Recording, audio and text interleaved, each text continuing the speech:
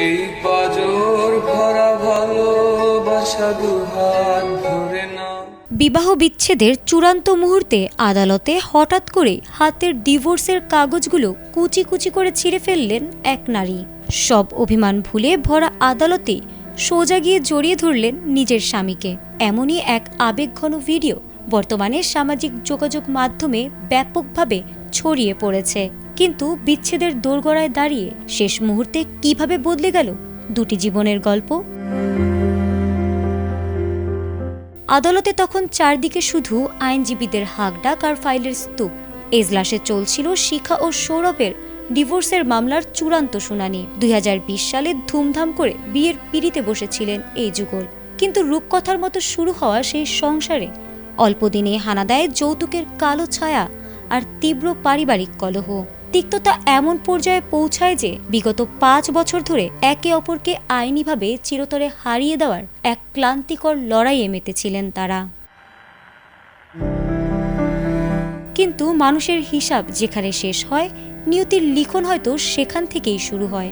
বিচ্ছেদের এই চূড়ান্ত টানাপোড়েনের মাঝে হঠাৎ হৃদরোগে আক্রান্ত হন শিখার বাবা। মধ্যবিত্ত পরিবারের অসহায়তায় এবং অর্থাভাবে প্রথমে তাকে একটি সরকারি হাসপাতালে ভর্তি করা হয়েছিল, কিন্তু সেখানে চিকিৎসার কোনো উন্নতিই হচ্ছিল না। ঠিক তখনই সমস্ত পুরনো তিক্ততা, মামলা মোকদ্দমা আর ক্ষোভ ভুলে দেবদূতের মতো হাসপাতালে ছুটে আসেন জামাই সৌরভ। শ্বশুরকে সরকারি হাসপাতাল থেকে সরিয়ে নেন শহরের সবচেয়ে আধুনিক বেসরকারি হাসপাতালে। সঠিক প্যাড আর সঠিক তথ্য দিয়ে এসব সামলে নিব এক হয়ে। Monalisa sanitary napkin. বিপদের দিনে স্বামীর নিঃস্বার্থ মানবিকতা, দায়িত্ববোধ আর অকৃত্রিম ভালোবাসা যেন তীরের মতো গিয়ে বিঁধল শিখার হৃদয়ে। তার মনের সব ভুল ধারণা আর অভিমানের পাহাড় এক লম্হায় গলে জল হয়ে গেল। তিনি বুঝতে পারলেন যে মানুষটি বিপদের দিনে নিজের সব রাগ ভুলে এভাবে পাশে দাঁড়াতে পারে, তার চেয়ে আপন আর কেউ হতে পারে না। আর এর চূড়ান্ত রূপ দেখা গেল পরবর্তী আদালতের এজলাসে।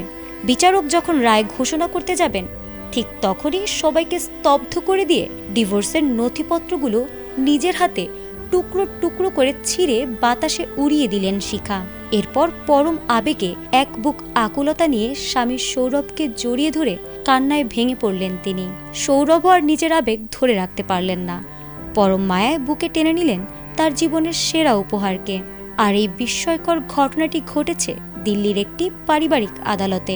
আদালতের বিচারক, আইনজীবী থেকে শুরু করে উপস্থিত সাধারণ মানুষ প্রত্যেকের চোখে তখন অশ্রুসিক্ত। আইনি বিচ্ছেদের নির্মম খসড়া নয়, ক্ষমা, বিশ্বাস আর ত্যাগের জোরে পুনর্মিলন ঘটল একটি ভেঙে যাওয়া সংসারের।